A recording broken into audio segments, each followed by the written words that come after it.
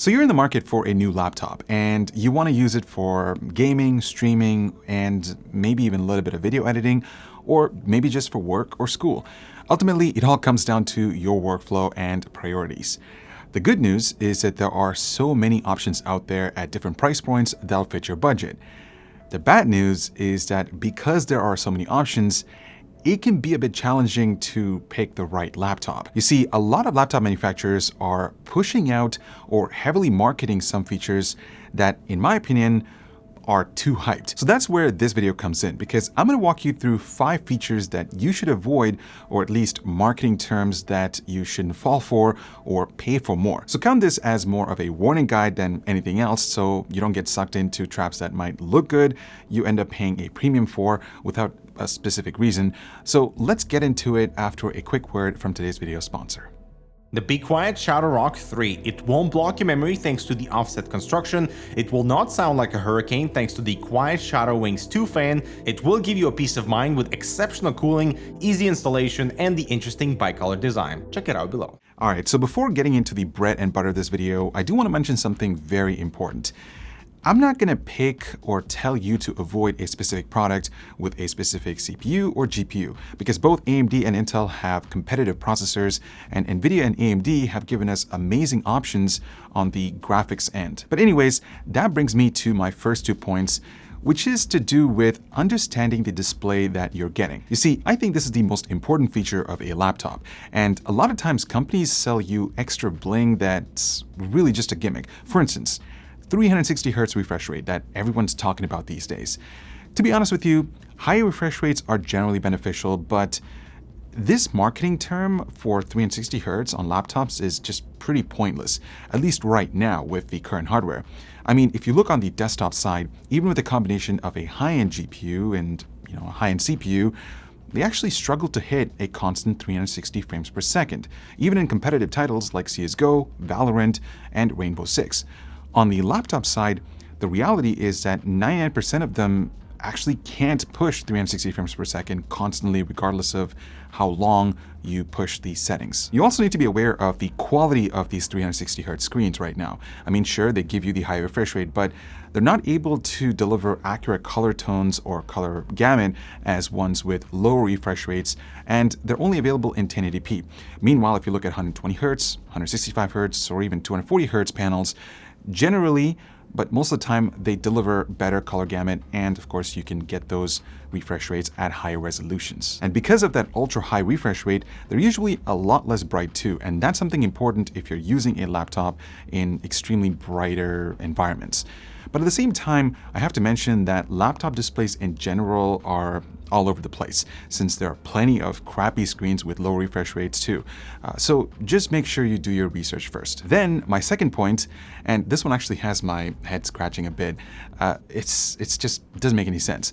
And that's this marketing push towards 4K resolution displays on 15-inch and smaller laptops. Now, to be honest, I just don't get it. I think it's pointless unless if you have a niche situation, because out of the box, these laptops come scaled to 200%, which gives you supersized icons and very little room to organize your content.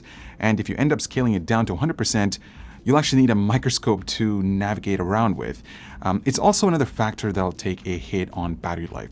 So if you're shopping around for thin and light devices, I would highly recommend 1080p or even 1200p resolution that you can find on 16:10 displays if you're shopping for 14-inch or smaller categories, while 1440p or 1600p only becomes useful above 14 inches. Next up, I avoid mechanical keyboards. Now, just to be clear, a standalone mechanical keyboard for a desktop PC is awesome. I actually use one on my desk and I absolutely love it.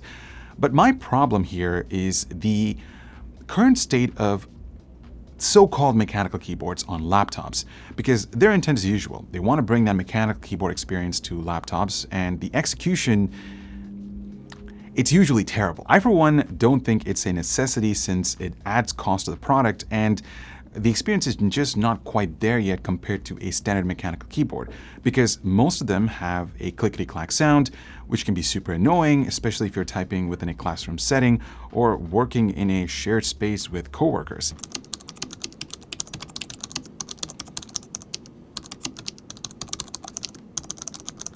And the other thing to keep note of is that these keys require a lot more force to actuate.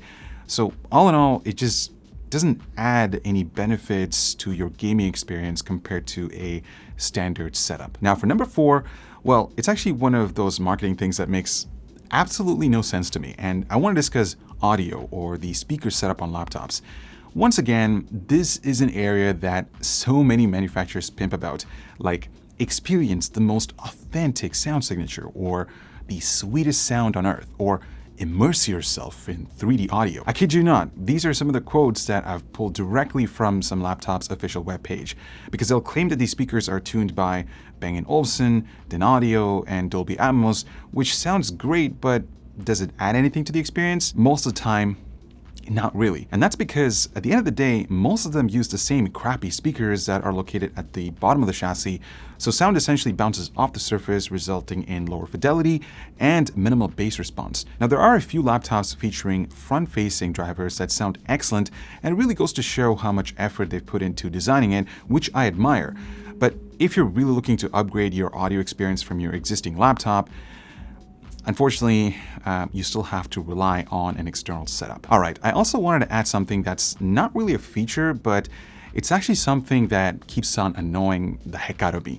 And that's exhaust vents pointed directly at your mouse hand. Now, if you're someone who's comfortable using laptop trackpads for any productive tasks, this might not affect you the most. But for gamers, this is huge, because obviously you don't buy a gaming laptop to game on a trackpad, because if you do, I really want to know how you do it. But either way, you'll naturally gravitate towards a dedicated mouse. So if you get a laptop with exhaust vents pointing directly on your left or right-hand side, depending on your preference, you'll eventually experience hot air blasting at your mouse hand. So look for designs where the heat dissipation is directed towards the back, where there's less contact. Now, I've come across a few designs, or a few laptop designs, that have that sort of setup, but some of them have I/O located over there, and if you have a USB drive or an external hard drive plugged in, well, you're essentially gonna bake those things, so watch out for those. This last point I want to discuss is probably the most important out of all these other tips, and it's not to assume a high-end GPU is actually a high-end GPU. Let me explain. Earlier this year, when NVIDIA announced the RTX 30 series GPUs for laptops, they gave us an estimated board power range for the RTX 3080, the 3070, and 3060. AMD is doing the same thing with their newer RX 6000M series as well. Ultimately, it's up to laptop manufacturers to set the power limit based on things like cooler design, power delivery, and chassis temperatures they're willing to put up with. Now, that might not sound like a huge deal, but a lower wattage high-end card can technically be beaten by a less expensive one that's sucking back more power. For example, let's look at laptop A, which sports an RTX 3080, and laptop B sporting a 3070, but otherwise they have the exact same specs. Now on paper, you would assume the 3080 would be the faster GPU, because that's NVIDIA's flagship offering for the laptop market, and it costs a ton of money. But if you take a closer look at their power levels, a 3080 featuring 80 watts will perform much slower compared to a 3070 featuring 140 watts, because the higher power levels enables the chip to run at high frequencies, resulting in better performance. Meanwhile, based on the name of the GPU, buyers of course assume that they're getting better performance, but in reality, they aren't. There's also some good news as well, because a lot of manufacturers have started listing the power levels of their GPUs, so make sure you check the spec sheet and take that into account before assuming one is faster than the other one. So that pretty much wraps up my top 5 features that you should avoid when you're shopping around for a new laptop. Let us know what you guys think about it, if you're able to take away something from this. In fact, if you have discovered any other marketing gimmicks that you found as you were shopping around for a new laptop, let me know in the comments down below. I'm really curious to hear your thoughts. But other than that, thanks so much for watching. I'm Ibra with Hardware Canucks. Stay safe and also spend responsibly.